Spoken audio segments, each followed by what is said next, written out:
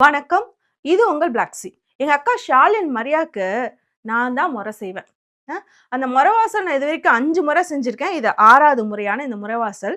அக்கா ஒரு பெரிய ட்வீட் போட்டிருந்தாங்க. அத நான் டிஸ்ப்ளேல போடுறதுக்கு முன்னாடி, ஒரு 3 வருஷமா அக்கா ஷாலினி கிட்ட வந்து நான் ஒரு கேள்வி வச்சுட்டே இருக்கேன். அவங்க கிட்ட இருந்து பதிலே வரமாட்டேங்குது. அதாவது திமுக நிர்வாகி ஒருத்தருடைய இன்பாக்ஸுக்குள்ள போயி, நான் முதலியாரு, எங்க அம்மாவுடைய அம்மா முதலியாரு அப்படின்னு மெசேஜ் போட்டேங்க. அந்த மெசேஜ் வந்து பார்க்காதவங்க இதற்கு முன்னாடி நான் வந்து ஷாலின் மரியாக்கு ஒரு 5 வீடியோ போட்டிருக்கேன். அதில ஒரு 4 வீடியோலயாவது குறைஞ்சபட்சம் அத நான் ஸ்கிரீன்ஷாட் ஷேர் பண்ணியிருப்பேன். அதில பார்த்துக்கோங்க. முதலியாருன்னு சொல்லிட்டு வந்தீங்களே, அப்ப நீங்க முதலியாரா? இல்ல தலித் சமூகத்தை சார்ந்தவரா? ஏன் இந்த கேள்விய வைக்கிறேன் அப்டின்னா, அ இப்போ வந்து ஒரு ஓபிசி மேடைக்கு வேணும் அப்டின்னா, நான் முதலியார் அப்டின்னு சொல்லிட்டு இன்பாக்ஸ தட்டி நீங்க வந்து கேட்குறீங்க, மேடை கேட்குறீங்க. அதுக்கப்புறம் எங்கெல்லாம் வந்துட்டு தலித் சமூக அடையாளத்தோடு உங்களுக்கு மேடைகள் வேணும், முகம் வேண்டும் அப்டின்னா, நான் தலித் அப்டின்னு சொல்லிட்டு மேடை கேட்குறீங்க. அந்த அடிப்படையில தான் வந்து நீலம் பப்ளிகேஷன்ஸும் உங்களுக்கு நெறைய தடவ மேடை ஏற்றி உங்கள வந்து அழகு பார்த்து இவ்ளோ தூரத்துக்கு வளர்த்து விட்டதுமே தான். அப்படி இருக்கும்போது எதுக்கு இன்னொருத்தவங்களோட இன்பாக்ஸ்ல போயிட்டு நீங்க முதலியார் அப்படின்னு கேட்காமலே சொன்னீங்க அப்படிங்கிற கேள்விதான். இப்ப நீங்க முதலியாரா இல்ல தலித்தா? இல்லன்னா இந்த தலித் மக்கள் தான் வந்து இந்தியாவுடைய பூர்வ குடியினர். அவங்க தான் இந்தியாவுக்கு முதல்ல வந்து இறங்கியவர்கள். அப்படிங்கறனால சீமானுடைய கூற்றுப்படி முதலில் வந்ததால் முதலியார் அப்படின்னு சொல்லிக்கிறீங்களா? அப்படிங்கிற கேள்விய நான் திரும்ப திரும்ப கேட்டுட்டு இருக்கேன். நீங்க சொல்லவே மாட்டேங்கிறீங்கக்கா. ப்ளீஸ் சொல்லுங்கக்கா. அக்கா ரொம்ப வருஷத்துக்கு முன்னாடி ஒரு 5, 6 வருஷத்துக்கு முன்னாடி பார்த்தீங்கன்னா, பெரியாரின் பேத்தி அப்படின்லாம் வந்துட்டு நெறைய யூடியூப் சேனல்ல வந்து பேட்டி குடுத்துருக்காங்க. அதுக்கப்புறம் பார்த்தீங்கன்னா, கொஞ்சம் கொஞ்சமா சீமானுடைய மேடைகள்லலாம் ஏற ஆரம்பிச்சிருக்காங்க. அக்காக்கு முதல்ல கிடைச்ச மேடையே காங்கிரஸ் மேடை தான். காங்கிரஸ்க்கும் அம்பேத்கருக்கும் என்ன சம்பந்தம்னு எனக்கு இதுவரைக்கும் தெரியல. ஆதவர்ஜுனா ஏன் காந்தி ஃபோட்டோவையும், அம்பேத்கர் ஃபோட்டோவும் வச்சிருந்தாரு? அவருக்கு ஏன் விசிகால இடம் குடுத்தாங்க? அப்படிங்கிறதே எனக்கு இதுவரைக்கும் தெரியாதுன்னு வச்சுக்கோங்களேன். அக்கா காங்கிரஸ் மேடையிலயும் ஏறியிருக்காங்க. அப்புறம் பெரியாருடைய பேச்ச பேசி, நான் பெரியாரோட பேத்தின்னு சொல்லிட்டு, பெரியாரோடைய மேடைகள்லயும் ஏறியிருக்காங்க. அதுக்கப்புறம் நான் அம்பேத்கரிஸ்ட் அப்படின்னு சொல்லிட்டு நீலம் பப்ளிகேஷன்ஸோட மேடையிலயும் ஏறியிருக்காங்க. இதுல என்ன ஒரு பெரிய விஷயம்னா, எந்த மேடைக்கு ஏறுறாங்களோ அதுக்கேத்தாப்புல அக்கா மாத்தி மாத்தி பேசுவாங்க. அப்படிதான் ஒரு தடவ இந்த நீலம் பப்ளிகேஷன்ஸ் ஏற்படுத்தி கொடுத்த மேடையில அக்கா பேசும்போது அந்த இடத்துலயே வந்து மூக்குல குத்து விட்டாரு நம்ம ஆதவ் தீட்சண்யா தோழர் அவர்கள். அதனால கடுப்பான நீலமே இந்த அக்காவுக்கு சப்போர்ட் பண்ணணும் அப்படின்னு சொல்லிட்டு ஆதவ் தீட்சண்யா அண்ணா வந்து 1 மணி நேரம் 55 நிமிடங்கள் பேசின வீடியோவை வெறும் 45 நிமிஷமே டெலிகாஸ்ட் பண்ணதோட நிப்பாட்டாம அவங்களுடைய பீலாக் அதாவது அவங்களுடைய பிளாகர் சைட் ஒன்று வச்சிருப்பாங்கங்க. அதுல ஆதவ் அண்ணாவை கேள்வி கேட்டு வந்து ரஞ்சித் அண்ணாலாம் ட்வீட்லாம் இது பிளாக்ஸ் எல்லாம் எழுதியிருந்தாரு. அதுல ஆதவன் தோழருக்கு எதிராக ரஞ்சித் அண்ணா வந்து ஒரு பெரிய இதை வந்து ரைட் அப்லாம் எழுதி பப்ளிஷ்லாம் பண்ணியிருந்தாங்க அவங்களோட பேஜ்ல, நீலம் பப்ளிகேஷன்ஸ் பேஜ்ல. இப்படி வளர்த்து விட்டவங்க தான் இந்த அம்மா. எங்கெல்லாம் வேணுமோ எங்கெல்லாம் தேவையோ அதை கேட்டாப்புல் மாத்தி மாத்தி பேசக்கூடிய திறம்படித்தவங்க. காங்கிரஸ்க்கு போயிருப்பாங்க, அதிமுகல பேசியிருப்பாங்க, சீமான் மேடையில ஏறி இருப்பாங்க, இன்னைக்கு தாவேகாவுடைய ஆதரவாளர்களாக இருக்கிறாங்க. நாளைக்கே ஆர்எஸ்எஸ் மேடை கொடுத்து கொஞ்சம் பணமும் கொடுத்து பேசுங்க அப்படின்னா அங்க போய் ஆர்எஸ்எஸ் காரங்க மாதிரி தான் பேசுவாங்க. அதுக்கு ஒரு ட்வீட் இருக்கு. அது நான் நாளைக்கு பேசலான்னு இருக்கேன். கிட்டத்தட்ட பாத்தீங்க அப்படின்னா இவங்க ஒரு பொம்பளை சவுக்கு சங்க. இந்த பொம்பளை அப்படிங்கிற வார்த்தையில எனக்கு பெருசா உடன்பாடு கிடையாது. பெண், ஆண் அப்படின்னு தான் ஐடென்டிஃபை பண்ணணும்னு நான் நினைப்பேன். இருந்தாலும் அக்காக்கு இது போதும் அப்படிங்கிறனால இவங்க ஒரு பொம்பளை சவுக்கு சங்கர் அப்படின்னு நான் சொல்றேன். எங்க போய் யாரு காசு கொடுத்தாலும் அந்த மாதிரி மாத்தி மாத்தி பேசக்கூடிய ஒரு நபர் தான். அவங்களுடைய ட்வீட்டை இப்ப நம்ம பார்க்கலாம். ரஞ்சித் அண்ணனே நேத்து வரைக்கும் 8 தலித்துகளுக்கு வாய்ப்பு கொடுத்துட்டாங்க. அவங்கள எம்எல்ஏ ஆக்கிட்டுறாங்க. தாவேகா ஒரு சமூக நீதி கட்சி அப்படிங்கிற மாதிரி தான் பேசிட்டு இருந்தாரு. அவரே இன்னைக்கு மாணவர்களுக்கு விழுகிற அடியை பார்த்துட்டு காண்டாகி தான் கேள்வியே கேட்க ஆரம்பிச்சிருக்கிறாரு. பாத்தீங்கன்னா நீட்டுக்கு எதிராக பேன் நீட் அதுலதான் இந்த பேசியிருந்தாரு. அதை பார்த்துதான் வந்துட்டு அக்கா பொறுக்க முடியாம ஒரு கேள்வியே கேட்டிருக்காங்க. அதுவும் யார பார்த்து, இது நாள் வரைக்கும் தனக்கு மேடை அமைத்து கொடுத்த ரஞ்சித் அண்ணாவை பார்த்து நியாயமான ஒரு அரசியல் கேள்வியே கேட்டிருக்காங்க. என்ன சிஷ்யன் வந்து குருவை மிஞ்சிய கூடாதா? மிஞ்சலாம். நம்மலாம் கேட்கறதே இல்லையா? ரஞ்சித் அண்ணாவை கேட்கிறோம், திருமாவளவனை கேட்கிறோம். அதுல எல்லாம் ஒண்ணும் தப்பு இல்ல. ஆனா இவங்க கேட்ட முறையும், இவங்க சொன்ன விஷயம் தான் இங்க எல்லாருக்குமே இடிக்குது. அக்கா என்ன சொல்லியிருக்காங்கன்னு கொஞ்சம் ட்வீட்ட பார்க்கலாமா? அதுல அண்ணா கிட்ட முதல் வரியில என்ன கேட்குறாங்கன்னா, இப்ப வந்து 2 மாசம் தானே ஆகுது. அதுக்குள்ள என்ன கேட்குறீங்க நீங்க? ஒரு வருஷமாவது டைம் குடுங்க அப்படின்னு கேட்டிருக்காங்க. ஏன்க்கா? அதாவது கிட்டத்தட்ட 10 ஆணவ படுகொலையாம். அந்த 10 பேரோட வீட்டுக்கு நீ போய், ஏன்னா ஆணவ படுகொலை, நீ வந்து சோசியல் ஆக்டிவிஸ்ட், முக்கியமா தலித் போராளி, போய் ஒவ்வொரு வீடா கதவு தட்டி, ஏன் நீங்க இப்போ ஒப்பாரி வச்சு அழுதுட்டு இருக்கீங்க? ஏன் டிவி சேனல்ஸ்க்குலாம் பேட்டி குடுத்துட்டு இருக்கீங்க? உங்களால தாவேகா ஒரு சமூக நீதி கட்சி அப்படிங்கிற பேரு வந்து போயிடுதுல்ல. டைம் குடுங்க. அவங்க இப்ப தான் ஆட்சிக்கு வந்திருக்காங்க. 1 வருஷமா நீங்க டைம் குடுத்துட்டு அப்புறமா ஒப்பாரி வைங்க. ஏன் இப்போ ஒப்பாரி வச்சு அழுதுட்டு இருக்கீங்கன்னு கேட்க முடியுமா உன்னால? 5 லாக்அப் டெத் நடந்திருக்கு. அவங்க வீட்டுக்கு ஒவ்வொரு வீட்டுக்கா போய், அதே போய் கேளு. டைம் குடுங்க. ஏன் ஒப்பாரி வச்சு அழுதுட்டு இருக்கீங்க? 1 வருஷம் கழிச்சு பேசிக்கலாம் இத பத்தி. இப்ப எதுவும் பேசாதீங்க அப்படின்னு உன்னால சொல்ல முடியுமா? குழந்தைகள் வந்து பாலியல் வல்லுணர்வுக்கு ஆளாக்கப்படுறாங்க. அத்தன குழந்தைங்க மரணிச்சிருக்காங்க. அப்படியே டிஷ்யூ பேப்பர கசக்குற மாரி தூக்கி போட்டு போயிருக்கானுங்க. அதுக்கெல்லாம் வந்துட்டு மோஸ்ட்லி வந்து தாவேகாக்காரன் தான் மாட்றான். அவங்க ஒவ்வொருத்தருடைய வீட்டுக்கும் போயி, இப்ப எதுக்கு நீங்க அழுதுட்டு இருக்கீங்க? பாருங்க தேவையில்லாம தாவேகாப்போட நிர்வாகிகளோட பேரா அடிபடுது. நீங்க வெயிட் பண்ணுங்க. 1 வருஷம் கழிச்சு எந்த ஆக்ஷனும் எடுக்கலன்னா, நான் பேசுறேன் அப்படின்னு சொல்ல முடியுமா உன்னால? முடியாதுல்ல. 4 நாட்களுக்கு முன்னாடி ஒரு சிலை, அம்பேத்கரோட சிலை. கால் மேல கால் போட்டிருக்கு. அத கூட பொறுத்துக்க முடியல. அதனால அந்த சிலைய வந்து தொறக்க விட மாட்டேங்கிறாங்க. அதுக்கு வந்து அந்த ஊருக்குள்ள அவ்ளோ பெரிய கலவரம். அத போய் கேட்க முடியுமா? எதுக்கு இப்போ வந்து எல்லாரும் சண்டை போட்டுட்டு இருக்கீங்க? அம்பேத்கர் சிலை தானே, காத்திருக்காதா? சிலை தானே, ஒரு 1 வருஷத்த வந்து தொறக்காம வச்சிருங்க. காத்திருங்க. வெயிட் பண்ணட்டும். அண்ணா வந்து ஆக்ஷன் எடுப்பாரு. அவர் இப்ப தான் அரசியல் கத்துட்டு இருக்கிறாரு. அதுக்குள்ள நீங்க இந்த மாரி கலவரம்லாம் பண்ணி, தாவேகா வந்து ஒரு சமூக நீதி கட்சி கிடையாது அப்படின்னு எதுவும் பண்ணிறாதீங்க. அப்படின்னு போய் நீ பேசிட்டு வருவியா? வெயிட் பண்ணி பார்ப்போம். அவங்க சமூக நீதி கட்சி தான். நான் நம்புறேன். நீங்க எல்லாரும் நம்புங்க. நம்ம 1 வருஷம் டைம் குடுப்போம். அப்படின்னு உன்னால கேட்க முடியுமா? கேட்டுட்டு வரியா? நேத்து தாவேகா மாவட்ட செயலாளர் ஒருத்தன். அவனுடைய தம்பி அந்த மாவட்ட நிர்வாகி ஒருத்தன வந்து சாதி பேர சொல்லி இழிவுபடுத்தி அங்க வந்து அடிதடி. அவன்ட்ட போய் சொல்லு. இப்படி நீங்க கட்சிக்குள்ளேயே வந்து அடிச்சிட்டு இருக்கீங்களே சாதி பேர சொல்லி, தாவேகா ஒரு சமூக நீதி கட்சி இல்லன்னு மக்கள் நெனச்சுருவாங்க. அதனால நீங்க வந்து சண்டை போடக்கூடாது. அமைதியா இருங்க. 1 வருஷம் சண்டை போட்டா கூட ரூம்குள்ள போட்டு கும்மாங்குத்துன்னு குத்திக்கோங்க. வெளியில நியூஸ் வராம பார்த்துக்கோங்க. இத பத்தி பேசாதீங்க அப்படின்னு போய் கேட்டுட்டு வருவியா? கேட்க முடியாதுல்ல. கேட்க மாட்ட. உன்னால கேட்கவும் முடியாது. உனக்கு இந்த மாரியாக யாரெல்லாம் செலிபிரிட்டியா இருக்கிறாங்களோ, அவங்கள பத்தி பேசினா, அவங்க வாய அடைச்சா, ஒரு காலத்துல வந்து திருமாவளவன பத்தியே பேசிட்டு இருந்த. இன்னைக்கு பா. ரஞ்சித் அண்ணாவே தாவேகா அரச பார்த்துட்டு பொங்கி எழுந்து பேச ஆரம்பிச்சுட்டாங்க. உனக்கு தாவேகா அரசு இப்ப சப்போர்ட் பண்ணிட்டு இருக்கணும். அதனால அவர பார்த்து நீ கேள்வி கேட்கிற. என்னன்னா, சீமானோடைய மேடையில போய் பேசுற. உனக்கெல்லாம் என்ன கொள்கை இருந்திருந்ததுன்னா, நீ சீமானோட மேடையில போய் ஏறுவ. அவன் பெரியாரையும், அம்பேத்கரையும் வந்து நான் வந்து கொள்கை தலைவராலாம் ஏத்துக்க முடியாது அப்படின்னு சொன்னவன். வேணும்னா அவர வந்து நாங்க வழிகாட்டியாக ஏத்துக்கிறோம் அப்படின்னு சொல்லி சொன்னவன். அவன் மேடைக்கு போய் பேசுற நீனு. நீ எல்லாம் அம்பேத்கரிஸ்ட்டா? நீ ஈஸ்ட். அதுவும் ஃப்ரிட்ஜுக்குள்ள 7 நாட்கள்ல இருந்த புளிச்சு போன மாவு இருக்குல்ல, தோசை மாவு. அதுல இருக்க ஈஸ்ட். தயவு செய்து அம்பேத்கரிஸ்ட்லாம் சொல்லாத. இதே மாரி ஆர்எஸ்எஸ் மேடையிலயும் ஏறி, நாளைக்கு அம்பேத்கரையும் நீ பேசுவங்கிறதுல எந்த சந்தேகம் எங்களுக்கு இல்ல.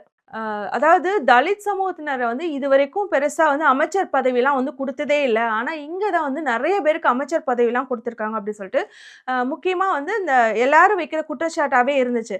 அதாவது தலித் சமூகத்தினர்னாரே வந்து நீங்க ஆதிதிராவிட நலத்துறை, அதாவது இப்போ வந்து சமூக நீதி நலத்துறையாக மாறி இருக்கு இல்லையா? அதுக்கான பதவியே குடுக்குறீங்க அப்படின்னு சொல்லியிருப்பாங்க.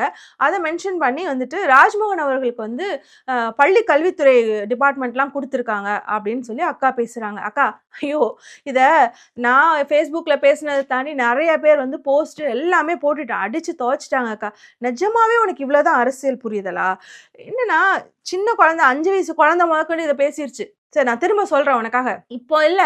ஐயா கலைஞர் அவர்கள் பீரியட்லயே வந்து அதுக்கப்புறம் அம்மையார் அவர்கள் பீரியட்லயே வந்துட்டு இந்த துறையில பணியாற்றின ஒரு சிலருக்கு வந்து 2 அமைச்சர்கள் பதவி குடுத்து, அவங்கள்ல நெறைய பேர் வந்து வேற்று மாற்று துறைகள்லயும் பணி செஞ்சிருக்காங்க. அமைச்சர்களாக இருந்திருக்காங்க. மிக முக்கியமா கடந்த ஆண்டே பார்த்தீங்க அப்படின்னா, உயர்கல்வித்துறை அமைச்சராக இருந்தவரு, அவரே வந்து நெறைய மேடைகள்ல கூட அத குறிப்பிட்டே சொல்லியிருந்தாரு. "இவ்ளோதான் உனக்கு அரசியல் புரியுதலா? இன்னும் என்ன தெரியுமா? வன்னியண்ணா அவர்கள வந்து குறிப்பிட்டு விசிகாவினருக்கு வந்து பதவி கிடைச்சத வந்து அவங்க கிள்ளி பார்த்துக்குவாங்க. அதாவது நிஜ வாழ்க்கையில தான் நம்ம இருக்கிறோமான்னு. எவ்ளோ எள்ளி நகையாடினா, எவ்ளோ நக்கல் மசுறு இருந்தா நீ இப்படிலாம் பேசுவ? சரி ஓகே. இப்போ அதுவே எனக்கு என்ன ஒரு கேள்வி நான் முன் வச்சுட்டு உங்ககிட்ட விளக்கம் குடுக்குறேன் அப்படின்னா, அதாவது இந்த ஆட்டோட புழுக்கம் இருக்குல்ல, அதுவே வந்து இத்துணூண்டு தான் இருக்கும். அதுலயும் இந்த கடைசி புழுக்க இருக்குல்ல, அது ரொம்ப சின்னதா தான் இருக்கும். அந்த அளவுக்கு உனக்கு மூளைன்னு ஒண்ணு இருந்திருந்தா, அரசியல் புரிதல்னு ஒண்ணு இருந்திருந்தா, இந்த கேள்விய நீ வச்சிருப்பியான்னு எனக்கு தெரியல. அதாவது போஸ்ட் அலையன்ஸ், ப்ரீ அலையன்ஸ்ன்னு இருக்கு. இப்போ ப்ரீ அலையன்ஸ்ல வந்து இந்த மாரியான இந்த கட்சிகள்லாம் போய் சேர்ந்திருந்து, இவங்க இதே 108 சீட் எடுத்திருந்தா, கண்டிப்பா வந்து சமூக நீதியாவோ, இல்லன்னா வந்துட்டு இவங்க வன்னியண்ணா அவர்களுக்கோ வந்துட்டு அவங்க கேபினெட் மினிஸ்டர் குடுத்திருக்க போறதே இல்ல. இப்போ போஸ்ட் அலையன்ஸ்ல வராங்க. எனி டைம் வந்து இவங்களுடைய கவர்னன்ஸ் வந்து டிஸ்மேண்டில் ஆகலாம், டிஸ்மிஸ் ஆக்கலாம். அதனால அந்த பயத்துல அவங்க வந்து விசி கவர்னர கூப்பிட்டு, கம்யூனிஸ்ட் தோழர்கள கூப்பிட்டு, கேபினெட் மினிஸ்டர் குடுத்து அவங்க அணைச்சு வச்சுக்க முயற்சி செய்றாங்க. இப்போ 118 சீட் எடுத்திருந்து, போஸ்ட் அலையன்ஸோ, ப்ரீ அலையன்ஸோ விஜய் அவர்கள் தாவேகாவினர் வந்து ஜெயிச்சிருந்தாங்க அப்படின்னா சீட்டு குடுத்துருப்பாங்களா? இந்த ஒரு ஒரு இந்த அனலைஸ் கூட உனக்கு பண்ண தெரியல. நீ வந்து இத வந்து முட்டா தூக்கிட்டு வந்து குடுத்துட்டு இருக்க அப்படின்னா, நான் அந்த அறிவ தான் மெச்சி பார்க்குறேன். அது எவ்ளோ சின்னதா இருந்திருக்கும். ஒரு ஆட்டமோட சின்னதா இருக்குமோ அப்படின்னு. இப்ப அப்படியே வந்து 3வது பத்தியும், 4வது பத்தியும் பார்க்கலாம். அதாவது ரஞ்சித் அண்ணாவ பார்த்து பேசுறா. 1 வருஷம் டைம் குடுங்க அந்த அரசுக்கு. அதுக்கப்புறமும் இந்த மாரி நடந்துச்சுன்னா, நானே கேட்கிறேன்னு. இங்க வா. யார் நீ முதல்ல? வாயேன் முதல்ல. இங்க வா. நீ என்ன பெரிய அ ஆள பாருங்க ஆள. நீ யாருன்னா, சீமான் மேடை அமைச்சு குடுத்து உனக்கு காசு குடுத்தா, அங்க போய் பெரியார இழிவுபடுத்தி பேசுவ. நாளைக்கு ஆர்எஸ்எஸ் மேடை போட்டு குடுத்தா, அம்பேத்கர இழிவுபடுத்தி பேசக்கூடிய ஒரு இஸ்ட் நீனு. நீ அம்பேத்கரிஸ்டோ, இல்ல பெரியாரிஸ்டோ கிடையாது. நீ ஒரு இஸ்ட். உன்னுடைய தெருவுல வந்துட்டு ஷாலின் மரியா லாரன்ஸோட வீடு எங்க இருக்கு அப்படின்னு கேட்டா கூட எவனுக்கும் தெரியாது. நீ என்ன அவ்ளோ பெரிய நான் முன்னாடியே சொன்னேன்ல, அந்த ஆட்டோடைய புழுக்க சைஸ் கூட உனக்கு இது இல்ல. நானே கேட்பேனா? நீ யாரு முதல்ல? யார் நீ? உன்னை யார் இப்ப தேடிட்டு இருக்கா? நீ ஏதாவது கேட்கிறியான்னு யார் பார்த்துட்டு இருக்கா? மிஞ்சி மிஞ்சி போனா நான் வேணா வீடியோ போடுவேன். நானே கேட்பேனா? அப்புறம் அப்படியே கீழ வந்தீங்க அப்படின்னா, கீழ பார்த்தீங்க அப்படின்னா, கனிமொழியும் மதிவேந்தனும் தலித் மக்களுக்கு கிழித்தது என்ன அப்படின்னு கேட்டிருக்காங்க. முதல்ல நீ தலித் மக்களுக்காக கிழித்தது என்ன? நான் இத உன்கிட்ட நெறைய தடவ கேட்டுட்டேன். நீ என்ன கிழிச்சிட்ட இதுவரைக்கும்? சொல்லு. அ இப்படி வந்து ஒரு சேனலா போய் உட்கார்ந்து பேசுவ. இல்ல எவன் காசு குடுக்குறானோ அவன்ட்ட போய் பேசுவ. காங்கிரஸ் மேடையில போய் பேசினியே, காங்கிரஸ் தலித் மக்களுக்காக கிழித்தது என்ன? லிஸ்ட் போடு பார்ப்போம். சீமானுடைய மேடையில போய் பேசினியே, சீமான் தலித் மக்களுக்காக கிழித்தது என்ன? லிஸ்ட் போடு பார்ப்போம். இப்ப தாவேக்காக்கு ஆதரவா பேசிட்டு இருக்க. விஜய் அவர்கள் இந்த 2 மாசத்துல, இல்ல 2 வருஷத்துல தலித் மக்களுக்காக கிழித்தது என்ன? இதுவரைக்கும் ஒரு ஆணவ படுகொலைக்கு வாய் திறந்திருப்பாரா? இந்த 8 தலித்துகளுக்கு இது குடுத்துட்டாரு, பதவி குடுத்துட்டாரு, எம்எல்ஏ ஆக்கிட்டாரு. அத தூக்கிட்டு வரவே வராது. அவருக்கும் தெரியாது, அவங்க கட்சிக்காரங்களுக்கும் தெரியாது. அவங்கலாம் யாரு, அவங்க பேர் என்னன்னுட்டு. காசு வச்சிருக்கவங்க வந்தாங்க, அவங்க குடுத்தாங்க. மக்களும் விசில் சின்னம்னு சொல்லி பார்த்து குத்து குத்துன்னு குத்துனாங்க. அதனால அவங்களுக்கு பதவி கிடைச்சுச்சே தவிர, அவங்க எந்தவித சமூக நீதி கண்ணோட்டத்தோடயும் அவங்க குடுக்கல. ஓகேவா?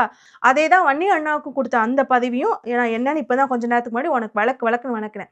ஸோ அத தவிர்த்து விஜய் அவர்கள் தலித் மக்களுக்கு கிழித்தது என்ன? அத சொல்லிட்டு ஒரு லிஸ்ட். இதுல என்னன்னா, கலைஞர பத்தியுமே வந்துட்டு இந்த அம்மா இதுக்கு முன்னாடி இதே மாதிரியான கேள்வி வச்சிருக்கு. கலைஞர் என்னன்னா தலித் மக்களுக்காக செய்தார்ன்னு இந்த அம்மா கூகுள்ல போயிட்டோ, இல்லன்னா ChatGPTல போட்டோ சர்ச் பண்ணா லிஸ்ட் அவ்ளோ வரும். சரி, இப்போ நான் மிக முக்கியமா இன்னைக்கு அக்கா கனிமொழி அவர்கள வந்து வம்புக்கு இழுத்துருக்காங்க. அதனால ஸ்டாலின் மரியாக்கு இத கண்டிப்பா சொல்லியே தீரணும். ஏன்னா, இவங்களுக்கு தெரிஞ்சிருக்கறதுக்கும் வாய்ப்பே இல்ல. ஒரு ஆட்டு புழுக்க அளவுக்கு கூட மூளை இல்லாத ஒருத்தங்க, அரசியல் புரிதல் இல்லாத ஒரு நபருக்கு இதெல்லாம் தெரிஞ்சிருக்க வாய்ப்பே இல்ல. அவங்களுக்கு எதுவுமே தெரியாதுங்கிறது வந்து வேற விஷயம். அதாவது சென்னை சங்கமம் அப்படிங்கிற ஒண்ண வந்து அக்கா கனிமொழி அவர்கள் தான் வந்து ஆரம்பிச்சாங்க. அதுல நெறைய கிராமப்புற கலைஞர்கள் வந்து பயிற்சி பட்டறையில இருந்து நெறைய பெரிய பெரிய இசையமைப்பாளர்களாகவும் நெறைய பொறுப்புகளுக்கு போயிருக்காங்க. அதுல முக்கியமா ஆண்டனி தாஸ் அவர்கள் நெறைய இடத்துல இத பதிவு செஞ்சிருக்கிறாரு. அவர் முதலாக திமுகக்காக ஒரு பாடல் இசையமைக்கும்போது இத வந்து வெளிப்படையா சொல்லியிருக்கிறாரு. கனிமொழி அவர்களால தான் எனக்கு வந்து வாய்ப்பு கிடைச்சுச்சுன்னு. இப்ப இந்த சங்கமத்துல வந்து பயிற்சி பெறவங்கலாம் யாரா இருப்பாங்க? மிகவும் ஒடுக்கப்பட்ட பின்தங்கிய பட்டியலின மக்கள்ல இருந்து வர்ற, ஏன்னா அவங்க தான் நெறைய பேர் வந்து இந்த கிராமப்புற கலைஞர்களாக இருக்கிறாங்க. அந்த கலைகள கொண்டு சென்றுட்டு இருக்காங்க. அவங்க தான் இதுல பயனடையறாங்க. இது வந்து தலித் மக்களுக்காக செஞ்சது இல்லையா? இன்னைக்கு வந்து நெறைய பொறுப்புகள்ல இருக்கிறவங்க அவங்க தான் இதன் அடிப்படையில இருந்து தான் அப்படிங்கப்போ, இது தலித் மக்களுக்கு செஞ்சது இல்லையா? அ அண்ணன் ஆண்டனி தாஸ் வந்து இந்த சங்கமத்துல இருந்து தான் வராரு. அதற்கு முன்னாடி வந்து பார்த்தீங்க அப்படின்னா, இந்த குறவன் குறத்தி அந்த நாடகம், அந்த நாட்டியத்துலலாம் ஆடக்கூடிய தெருக்கூத்து இது மாதிரிலாம் ஆடக்கூடிய ஒரு நபராக இருக்கிறார். அதுக்கப்புறம் இங்க வந்து பயிற்சி பெற்று தான் இன்னைக்கு இவ்ளோ பெரிய இசையமைப்பாளராக உருவெடுத்து வந்திருக்கிறான்னு வச்சுக்கோங்களேன். இதுக்கெல்லாமே அடித்தளமாக வந்து இருந்தது அக்காவுடைய அந்த சென்னை சங்கமம் தான். அத இன்னைக்கும் நிறுவிட்டு இருக்கிறது அவங்க தான். இன்னைக்கும் வந்து முன்னிருந்து நடத்திட்டு இருக்கிறது அவங்க தான். இனிமேலும் அவங்க தான் பண்ண போறாங்க அப்படிங்கிறப்போ, "நீ என்ன கிழிச்ச?" அப்படிங்கிற கேள்வி வரும்ல. இதுவரைக்கும் எங்கேயாவது ஒரு இடத்துக்கு பிரசன்ட்டா போய் நின்னு, அந்த பிரச்சனைய நீ சால்வ் பண்ணியிருக்கேன்னா, சென்னையில நடந்த ஒரே காரணத்துக்காக இந்த தூய்மை பணியாளர்கள் கூட போய் நின்ன. அது ஒண்ணு தான். அத தவிர்த்து நீ எங்கேயுமே நீ நின்னது கிடையாது. நீ என்ன கிழிச்சன்னு சொல்லு? இதுல என்னன்னா, அந்த கடைசி லைன் பார்த்தீங்க அப்படின்னா, அதுல தான் இவ எவ்வளோ ஒரு ஆர்எஸ்எஸ் காரி அப்படின்னு நம்மளுக்கு புரியும். அதாவது அமீர் அண்ணா மீது இவளுக்கு என்ன அவ்ளோ வன்மம். நான் வந்து அமீர் அண்ணா இந்த குறிப்பிட்ட ரிலிஜன சார்ந்தவங்க.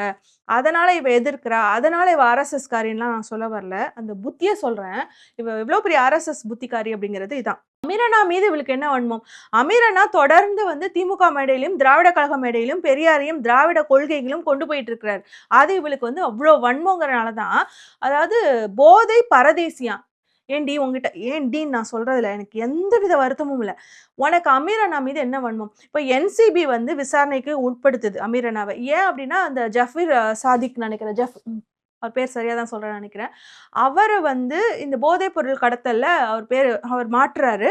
அவரும் அமீர் அண்ணாவும் வந்து சில காலங்களாக அவர் புரொடியூசரா இருந்திருக்கிறார், ஒரு டைரக்டர். அந்த அடிப்படையில அவருக்கு நட்பு ரீதியாக ஃபோட்டோஸ் எடுத்திருந்திருக்காங்க, பேசிட்டு இருந்திருக்காங்க. ஆனா, என்சிபியே வந்துட்டு அண்ணன் அமீர் அவர்கள்ட்ட விசாரிச்சுட்டு, அப்புறம் வந்துட்டு இவருக்கும் அவருக்கும் வந்து ட்ரக் ரீதியா எந்த தொடர்பும் இல்ல. சினிமா துறை தொழில் ரீதியாக மட்டும் தான் வந்துட்டு அவங்களுக்கு தொடர்பு இருந்திருக்குன்னு ப்ரூவ் ஆயிட்டு. இன்ன வரைக்கும் வந்து அமீர் அண்ணா அதுக்கப்புறம் முதல்ல 2, 3 தடவ விசாரணைக்கு அழைத்து பேசினாங்க. எதன் அடிப்படையில போதை பரதேசி நீ சொல்லுவ? அப்படி அவர் வந்து போதை பரதேசி நீ சொன்னனா, ஏன்டி நான் உன்ட்ட கேட்கிறேன்டி, தாவேகாவினர் தொடர்ந்து குழந்தைகள் பாலியல் வல்லுணர்வு குற்றத்துல மாட்றாங்க.